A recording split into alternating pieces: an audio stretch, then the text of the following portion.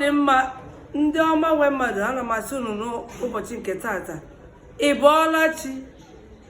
O nwere mmemme anyị ga na-eme kwa ụtụtụ a na-akpọ gịnị Ibuolachi n'ime ka nọ n'ụbọchị nke tata na-asị unu ụmụnne m ndị nwoke na ndị nwaanyị unu abụọlachi olee otu unu dị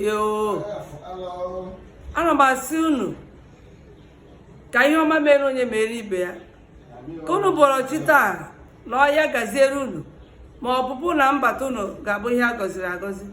Ana m eweli aka elu n'isi unu na-asị Olise bi n'igwe biko gọziwe unu ka unu si tete n'ụra n'ụbọchị nke tata ka unu na-apụ n'ụbọchị nke tata okwu unu ga-eji alọta ga-aka nke unu ga-eji ahapụ mma ana m agọrọ unu ọfọsị ọ ga-adịrị unu na mma.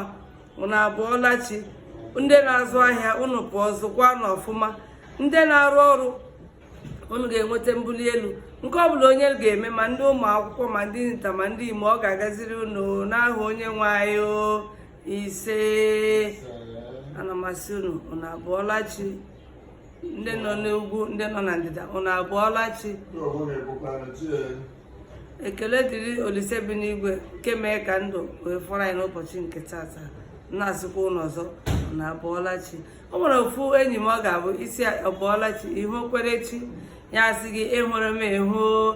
Ana m asị unu ehukwerechi. Ndị nọ n'ute ọrịa olee otu unu dị mgbe na-adịghị anya unu ga-achịrị ute ọrịa unu ụzọ ha were ụkwụ unu na-eme gịnị na-aga ije. Ndị obi na-ekolupụ ya ekolupụzi na unu ebe chi mere anyị dị ndụ ọ ga-agọzi anyị. Ana m asị ụbọchị taa makwara unu mma eje ala ọrụ bụ isi ije n'aha onye nwe anyị ise. Unu abụọlachi. Ya gaziere unu.